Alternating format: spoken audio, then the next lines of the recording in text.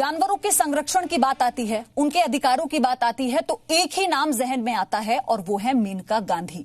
वो हमारे साथ हैं। मैम, आपका सबसे पहले तो बहुत बहुत स्वागत है जी न्यूज पर। धन्यवाद। 93% साक्षर केरल, 100% क्रूरता वहां पर हुई, बर्बरता वहां पर हुई है। मैं सबसे पहले आपका रिएक्शन इस पर चाहती हूँ। देखिए, ये केरल में हम लोग सालों से बोल रहे हैं कि ये सवाल एक गर्भवती जानवर का नहीं है। ये सवाल ये है कि हर साल केरल में 500 से 600 हाथी इस तरीके से मारे जाते हैं। अब 20,000 से भी कम हाथी रह गए हैं। हम कब तक इनको इतना ज्यादा मारते रहेंगे? हम लोग कई सालों से, मुझे तो होगा 30 साल, ये हम मांग कर रहे हैं। मैं बताऊं या आप किसी और को से बात करना चाहेंगे? नहीं मैम, मैं चाहती हूं आप अपनी पूरी बात हम ये मांग कर रहे हैं कि वहां जो हाथी कोई भी नेचुरल डेथ नहीं अपना मरता है। और ये जो हाथी हैं ज्यादातर अब असम से, बिहार से पोच करके आ रहे हैं। ये केरल के हाथी हैं भी नहीं, जो मंदिरों में हैं, जो लोगों की प्राइवेट ओनरशिप में है। 290 हाथी हैं जो बिना लाइसेंस के चोरी छिपे ट्रकों से लाए गए हैं और वहां लोगों को दिए गए हैं। ये सुप्रीम कोर्ट ने भी ऑर्डर दिया था कि बिना लाइसेंस के हाथियों को पकड़े। केरल की सरकार ने नहीं पकड़े। दूसरा ये है कि ये जो मारते हैं, मैं बताती हूँ ये वजह क्यों हुआ। ये जो हथिनी मारी गई थी, ये क्यों हुआ? 3 महीने पहले केरल की सरकार ने बेवजह एक ऑर्डर दे दिया कि जंगली सुअर को मारने के लिए सबको खुलेआम इजाजत थी कि वो अपने खेतों में, अपने जंगलों में बम रख सकते हैं। तो उन्होंने शुरू किया फलों के अंदर बम डालना और वहां छोड़ना। इसमें एक जगह है पाथनमतिट्टा, वहां उन्होंने सारे जंगली सुअरों को फॉरेस्ट डिपार्टमेंट ने खुद मारा। जब मारे तो नतीजा क्या हुआ? वहां का शेर, जो एक इकलौता शेर था, उसके पास कोई खाना नहीं था। उसने जाकर के गाय बकरों के ऊपर वार करना शुरू किया। उसको सीधा मैन ईटर कह करके फॉरेस्ट डिपार्टमेंट आजकल उसके पीछे पड़ी है। अब सवाल ये है, आपने इजाजत दी है केरल की सरकार ने कि फलों में बम डाल करके आप सब जगह फैला सकते हो। कोई जंगली सुअर इसमें नहीं मरेगा। मरेंगे तो हाथी ही मरेंगे। इससे पहले भी कोल्लम में पिछले हफ्ते एक हाथी मरा, वही चीज के साथ कि उसने फल खाया और उसका जबड़ा फट गया। ये आपको फॉरेस्ट डिपार्टमेंट में खुद बोला है। अभी अगले 2-3 हफ्ते में 10 और हाथी इसी तरीके से मरेंगे। तो एक तो ये जो जंगली सुअर, जो बहुत ही काम का जानवर है, जिसकी वजह से जंगल फलता फूलता है, उसको जो वर्मिन आप लोगों ने बुला करके बोला है कि हम मारेंगे, उसका नतीजा यही होगा कि बाकी सारे जानवर मरेंगे। तो एक तो ये हटाए जंगली सुअरों के लिए बम देने की इजाजत। दूसरा, जो प्राइवेट ओनरशिप है उसको हटा करके सारे हाथियों को राउंड अप करके उनको रेस्क्यू सेंटर्स में डालें। आपकी टूरिज्म भी बढ़ जाएगी। लोग दूर दूर से जो आते हैं श्रीलंका में एक ही जगह देखने के लिए, कैंडी में, वो यहाँ आ जाएंगे जी। तीसरी चीज ये है कि जो हाथी आप लोग मारते हो केरला में, हर साल जो ये 600 हाथी मरते, तो कैसे मरते हैं? पीटने से, स्टारवेशन से। इस वक्त एक हाथी है, बच्चा है, उनकी उम्र हम लोगों की उम्र की तरह है, 1 साल के बराबर में 1 साल। एक 27 साल का हाथी है जो 6 महीने से कोडल मणिक्यम मंदिर में, त्रिचूर में, उसको उसकी चारों टांगे खींच करके बांध दिए हैं। रोता है रोज के रोज। 1 महीने से मैं बोल रही हूं कि ये हाथी मरेगा मरेगा। रोज उसको मार पीटती है, रोज उसको मारते हैं, रोज। पता नहीं क्यों।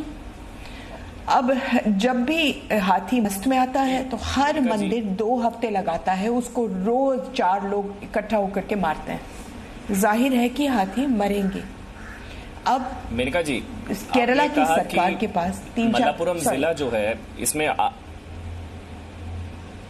आपने जो कहा कि 500 से 600 हाथी हर साल मरते हैं, मतलब हर 2 से 3 दिन में एक हाथी को इस तरह से मार दिया जाता है।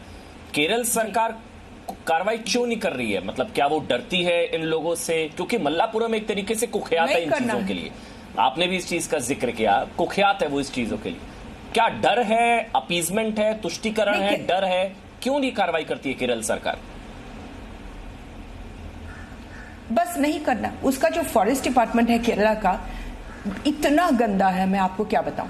ऊपर से नीचे तक फॉरेस्ट सेक्रेटरी से लेकर के, फॉरेस्ट मिनिस्टर से लेकर के, चीफ वाइल्ड लाइफ वार्डन से लेकर के, इतने रबिश है और कोई शब्द नहीं है।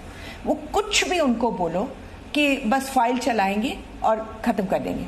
कोई इनकी मंदिर इनके ऊपर जोर डालती है कि आप हमारे हाथी नहीं छीनेंगे, चाहे एक मंदिर से 20-30 लाशें निकलती हैं साल में।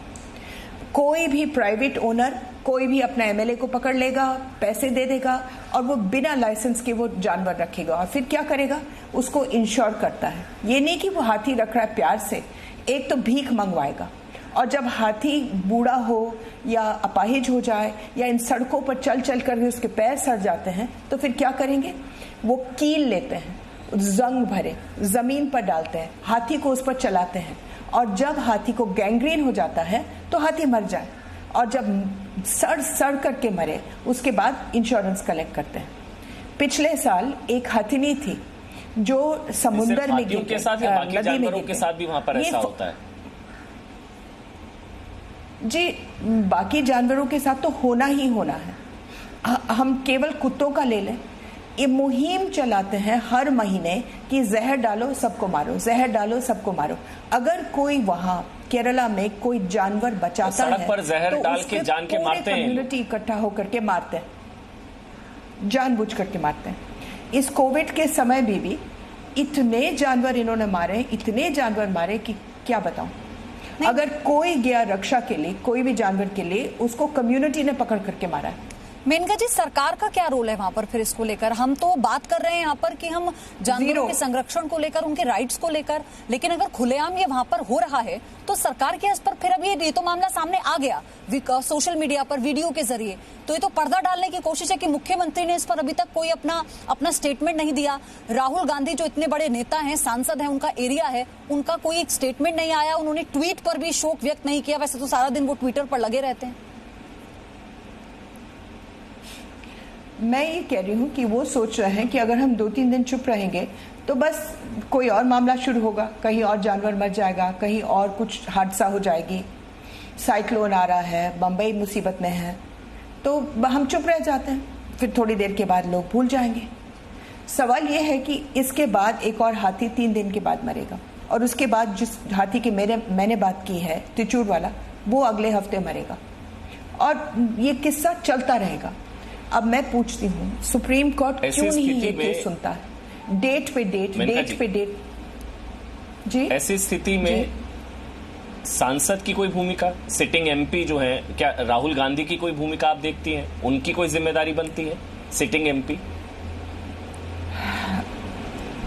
जी बिल्कुल बनती है। उनकी पार्टी है वहां। अगर उनको बोल दें कि एक तो जिन्होंने किया है उसको तो पकड़े ही पकड़े, लेकिन एक पॉलिसी निकालें कि एलिफेंट्स रेस्क्यू सेंटर्स में अब जाएंगे। ये जो वाइल्ड बर्ड्स के लिए जो बम बनाने की इजाजत मिली है, वो बम की इजाजत तो वापस ले लें। जो प्राइवेट हैंड्स में एलिफेंट्स हैं उनको तो निकालें। जो मंदिरों में मारा पीटी हो रही है, एक टास्क फोर्स बना करके हर मंदिर को चेक करें। अगर कहीं भी ऐसे मिले कि जानवर को मारा पीटा जा रहा है, उसी वक्त उस एलिफेंट को कॉन्फिस्केट करें। लेकिन सुप्रीम कोर्ट का रोल मुझे बिल्कुल ही, मैं उस पर इतनी उदास हूं। हम लोग मर गए हैं उनसे मांग करते कि आप केस तो सुन लीजिए। जब से हमने केस डाला है और अभी तक 11,000 हाथी मरे हैं, 11,000। अब कब तक हाथी मरते रहेंगे? अब 20,000 ही तो हैं। मैं 10 साल के अंदर अंदर हम लोग शेर से भी कम होंगे, क्योंकि 800 ही मेल रह गए। इसका मतलब है कि प्रेगनेंसी बहुत कम हो सकती है। लेकिन मेनका जी, ये सिर्फ केरल में ही क्यों ऐसी चीजें हो रही हैं? मतलब अगर इस तरह की क्रूरता, हैवानियत की हदें, ये चीजें अगर हम देखते हैं तो केरल के मल्लापुरम या केरल में ही क्यों ये ज्यादा है? क्यों पता नहीं। एक केरल तो इतनी क्रूर है, इतनी क्रूरता है केरल में कि हमसे बर्दाश्त नहीं होता है। इतनी सुंदर जगह, इतने अच्छे लोग और इतनी क्रूरता और इतनी नापुंसक सरकार कि क्या बताएं। लेकिन हाथियों के साथ उड़ीसा में भी मुसीबत है। लेकिन अब उड़ीसा में 2 हाथी अभी मरे हैं। एक जू में मार पिटाई, एक कपिलाश जू है, एक छोटा सा 6 महीने का बच्चा को मार करके उन्होंने मार डाला, अभी पिछले महीने की बात है। और एक 6 महीने का बच्चा को उसने बम खाया और वो उसका जबड़ा टूट गया। हम लोगों के पास कोई कदर, लेकिन उड़ीसा मान चुका है और उड़ीसा ने कहा है कि हम एक रेस्क्यू सेंटर बना करके इन हाथियों को डाल देंगे। तो उड़ीसा तो मानता है। आप मुख्यमंत्री से बात करो, चीफ सेक्रेटरी से बात करो, वो मानते हैं ये चीजें। इतना तो उनमें ह्यूमिलिटी है। केरला से कुछ भी बात करो, एक टका फर्क नहीं पड़ता, कुछ भी नहीं। और अभी आपने जैसा जिक्र किया मेनका जी कि 500 हाथी क्योंकि और ऐसे भी हाथी हैं जो बंधक हैं। अमन, मैं आ रही हूँ, आप फिर अपना सवाल पूछेगा, क्योंकि अभी जिक्र कर रही थी मेनका जी शुरुआत में ही कि ये क्रैकर्स बनाना क्यों ये जरूरी हुआ। अब ये पाइनएप्पल क्रैकर्स की हम बात कर रहे थे मेनका जी, ये अगर आप कह लीजिए कि जो खेतों को नुकसान पहुंचा रहे हैं, जंगली सुअरों को टारगेट करने की बात आप बता रही थी, तो ये तो वैसे भी मानवीय नहीं है ना, क्योंकि इससे तो जो और जानवर हैं वो सीधे तौर पर उन्हें हानि होगी। इसे लेकर तो कोई कानून राज्य सरकार को बनाना ही चाहिए था अगर इसकी परमिशन दी गई थी तो। हम 3 महीने से केरला की सरकार को बोल रहे हैं। आशा टॉमस से मैंने इसको लिखित में दिया कि ये जो बॉम्ब देने की इजाजत दी है जंगली सुअरों को मारने के लिए, इससे सब कुछ मर जाएगा। और अगर जंगली सुअर भी मर जाए तो आपके सारे शेर भी 1 महीने के अंदर अंदर आपको मारना पड़ेगा, क्योंकि उनके पास खाना नहीं होगा, वो आएंगे आपके गायों के लिए।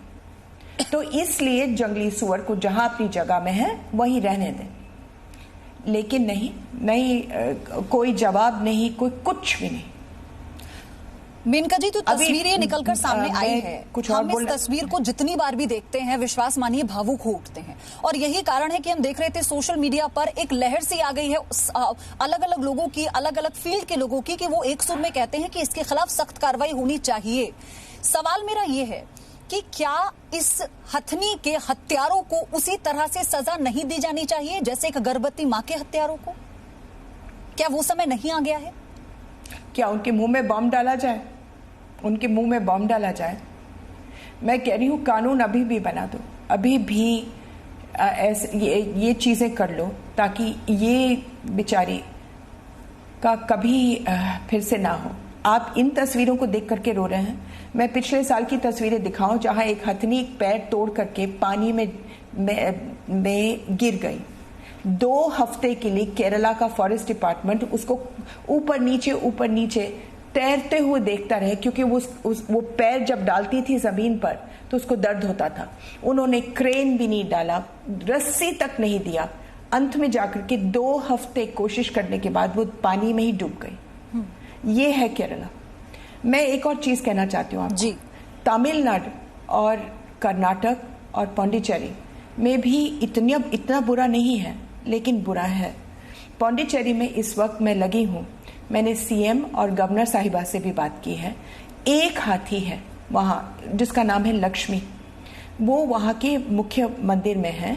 उसके चारों पैरों में फुट डिजीज है और उसका कई दफा हमने उसको ले लिया, उसको ठीक किया, उसको वापस दिया। उसका काम है 100 रुपए के लिए वो सूंड उठाती है और उसको सूंड उठाने के लिए सिर पर मारा जाता है। 24 घंटे एक ही जगह में खड़ी रहती है, बंदी रहती है। वो भी मरने की मोड़ पर आ गई है।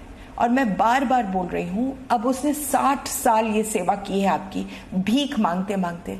अभी क्यों नहीं जाने देते हो रेस्क्यू सेंटर में?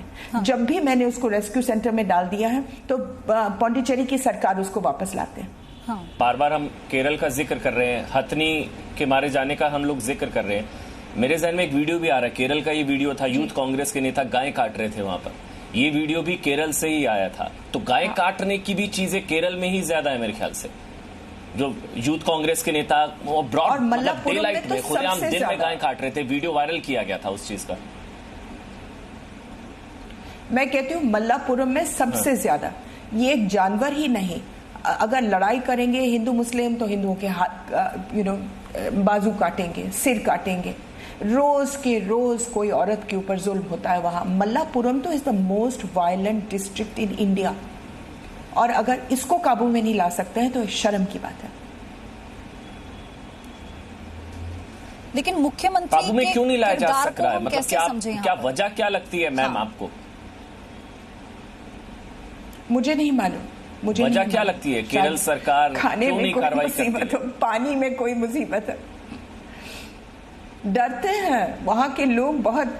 हम लोग जब मैं मंत्री थी तो हम लोगों ने पकड़ा एक अनाथ आश्रम का बंदा, जो अनाथ आश्रम के बच्चों को नंगा करके उनकी तस्वीर लेकर के बाहर विदेश में पोर्नोग्राफिक साइट्स में कर रहा था, और अंत में उन बच्चों को वो बेच रहा था उन्हीं लोगों को, कह करके कि वो गोद ले रहे हैं। जब मैंने उसको पकड़ा तो केरल की सरकार ने मना किया कि हम इसको जेल नहीं भेजेंगे। मैं कह रही थी इसको फांसी की सजा दे दो, पता नहीं कितने बच्चों को उसने बेचा, लेकिन नहीं, वो उनका हीरा था।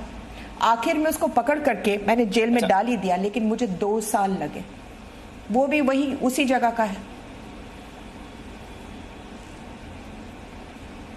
अच्छा, अभी एक ट्वीट आया है मेनका जी, जो सवाल आपने राहुल गांधी से जुड़ा पूछा था, उस पर कांग्रेस पार्टी की तरफ से एक ट्वीट आया है, आधिकारिक प्रवक्ता है, वो कह रहे हैं कि हर चीज के लिए सांसद को जिम्मेदार नहीं ठहराया जा सकता है। जिस तरह से आप कैबिनेट मंत्री नहीं है, वो भी कैबिनेट मंत्री नहीं है। जैसे यूपी में कुछ गलत होगा, आपको नहीं जिम्मेदार ठहराया जा सकता, उसी तरह केरल में अगर कुछ गलत होता है तो राहुल गांधी को जिम्मेदार ठहराना गलत है, सिर्फ सांसद को जिम्मेदार नहीं ठहराया जाना चाहिए। मेनका जी, ये कांग्रेस पार्टी का ऑफिशियल रिएक्शन आपकी स्टेटमेंट। मगर हिंदुस्तानी तो है ना, मैं कह रही हूँ हिंदुस्तानी तो है ना, वो इतना डिफेंसिव होने की जरूरत क्या है? मैं नहीं कह रही हूँ कि उन्होंने हाथी को मारा, मैं कह रही हूँ सरकार से उनकी बात सुनेगी। अगर मेरी बात ना सुने तो उनकी बात तो सुनेगी, तो वो क्यों नहीं बोल देते हैं ये चीजें? आखिर हाथी तो जितना उनका है, जितना मेरा है, उनका भी है, जितना आपका है, जितना देश का है। ये किसी का हाथी नहीं है, ये हथनी की मौत हम सब के साथ जुड़ी हुई है। तो इसमें डिफेंसिव होने की क्या बात है? हम उनको जिम्मेदार नहीं ठहरा रहे, हम कह रहे हैं हो सकता है उनकी कि ये चीज हुआ है, ये कांड हुआ है, उनका कोई वोट बैंक हो, वो नहीं बोल सकते उस पर। ये वोट बैंक, जैसे आपने शुरू में कहा, इसको पॉलिटिक्स से कोई मतलब ही नहीं है। एक जानवर इस तरीके से बेरहमी से मरता है तो हम सबकी मौत उसमें है, सबकी। मैं पूछना चाह रहा हूं मैम, इस केस में अज्ञात लोगों के खिलाफ एफआईआर दर्ज हुई है, ये कैसे सुनिश्चित किया जाएगा कि हत्यारे कौन थे, सजा कैसी होनी चाहिए, क्या सजा होनी चाहिए, एक नजीर पेश होनी चाहिए? क्योंकि हैवानियत की हद है ये, जिस तरह से मारा गया हथनी को। अज्ञात लोगों के खिलाफ एफआईआर दर्ज, क्या नहीं उनको पकड़ा जा सकता है जिन लोगों ने हत्या की? क्या उनकी पहचान करना वाकई मुश्किल है? क्या कार्रवाई होनी चाहिए? नहीं, उन अज्ञात लोग ही रहेंगे, कोई नहीं पकड़ा जाएगा, क्योंकि मल्लापुरम में कोई एक दूसरे के खिलाफ कोई नहीं बोलेगा। सब जानते हैं किसने वो फल दिया, सब जानते हैं, लेकिन कोई बोलेगा नहीं, कोई नहीं बोलेगा। आप देखते जाइए, और अंत में जाकर के कोई गरीब को पकड़ लेंगे और कह देंगे कि इसने किया, हालांकि उसके पास पाइनएप्पल खरीदने के लिए खुद पैसे नहीं है। एक माइंडसेट भी है ना मेनका जी वहां पर, लेकिन क्योंकि लोग कहते हैं कल्चर माइंडसेट है। आपने कहा ना कि कोई एक दूसरे के खिलाफ कोई बोलेगा भी नहीं, क्योंकि अगर ऐसा कोई एक्शन लेने की तैयारी होती है तो वो लोग इसे अपनी भावनाओं से जोड़ लेते हैं, धर्म से जोड़ लेते हैं। तो ये फिर तो ये वो एक दूसरे को मार डाल। मल्लापुरम में तो नहीं, मल्लापुरम में अगर कोई बोलेगा तो उसको मार डालेंगे। वो पहले मारते हैं फिर बात करते हैं मल्लापुरम में। लेकिन एक चीज मैं आपको बताऊं, अगर फॉरेस्ट डिपार्टमेंट को कहीं देखना है तो ये जो बम्स हैं ये प्रोफेशनली मेड है, ये कोई फायर क्रैकर्स नहीं है कि लड़ियां डाल दी उसमें, एक बॉम्ब है। और इसका मतलब है कि कोई 1 या 2 जगह होंगी जहां ये बॉम्ब पाइनएप्पल के अंदर बनाए जा रहे हैं और दिए जा रहे हैं जंगली सुअरों को मारने के लिए, सपोजिटली। अगर ये देखें और सबूत देखें कि कौन सी जगह में ये बॉम्ब्स बने हैं तो उनको बहुत आसानी से मिल जाएंगे। ये कोई आम इंसान का काम नहीं है कि वो बैठ करके खोदे पाइनएप्पल को और उसके अंदर बम फेंके, उसको बम बनाना भी पड़ता है। मल्लापुरम में बहुत जगह में बम बनते हैं। मैं राहुल गांधी का ट्विटर हैंडल देख रहा था मेनका जी, 34 मिनट पहले एक ट्वीट किया गया है, फिर 2 घंटे पहले भी एक ट्वीट किया गया है। मतलब एक कम से कम उनकी चुप्पी या तो क्या बताती है, क्या रीजन है वो इस मुद्दे पर बोलना नहीं चाह रहे हैं, क्योंकि अभी 34 मिनट पहले ट्वीट किया, वो चाहते तो इस पर कम से कम मतलब खेद जाहिर कर सकते हैं, शोक व्यक्त कर सकते हैं, जो हुआ गलत हुआ वो कर सकते हैं। उनका चुप होना क्या बताता है, क्या रीजन है वो उस पर कुछ बोल नहीं रहे, बल्कि इसे सिटिंग एमपी, वो वहां से सांसद है। शायद उनको इसकी अहमियत समझ ही ना आए, ये भी हो सकता है। शायद उनको ये नहीं मालूम कि हाथी की वजह से 150 स्पीशीज पेड़ फलते हैं। They are the biggest spreaders of trees, क्योंकि वो लंबा चलते हैं। अपने डंग में, एलिफेंट डंग में पूरी दुनिया पलती है। बहुत सारे, आप यकीन नहीं करेंगे, आप डंग को स्टडी करें, उस पर एक किताब लिखी है केवल एलिफेंट डंग पर। उसमें आपके दुनिया भर के जानवर खाते हैं, पलते हैं, उसमें दुनिया भर के पेड़ निकलते हैं। तो शायद उनको अहमियत नहीं समझ आती है कि इसकी इन्वायरमेंटली एलिफेंट की कितनी इम्पोर्टेंस है। शायद कोई उनको सिखा दे कांग्रेस में। आपने जो बातें बताई हैं, आपने जो बातें बताई हैं वहां के बारे में, क्योंकि आपने ग्राउंड पर जाकर काम किया है, और इसलिए हम बार बार कह रहे थे कि अगर जानवरों के संरक्षण की बात आती है, उनके राइट्स की बात आती है, तो आपसे बड़ा नाम कोई नहीं है। सभी के जहन में ये बातें आती हैं, और इसलिए आपसे बहुत सारी बातें वहां के बारे में जानी है। और विश्वास मानिए, आप जब बता रही थी तो रोंगटे खड़े हो रहे थे, किस तरह से जानवरों पर बर्बरता वहां पर की जाती है। लेकिन हम भी यही उम्मीद करते हैं, हमारी ये मुहिम है, और आपने इसमें जुड़कर और एक तरह से जान डाली है, क्योंकि लोगों ने सुना होगा आपको, और कहीं ना कहीं वो लोग जो नहीं समझ पा रहे थे कि कैसे इस पूरे प्रकरण को अंजाम दिया गया, कैसे इस पूरी बर्बरता को अंजाम दिया गया, वो समझे होंगे। बहुत बहुत शुक्रिया आपका, बहुत बहुत धन्यवाद मैम, आप हमारे साथ जुड़ी, आपने समय निकाला जी न्यूज के लिए। एक बार फिर से आपका बहुत बहुत धन्यवाद।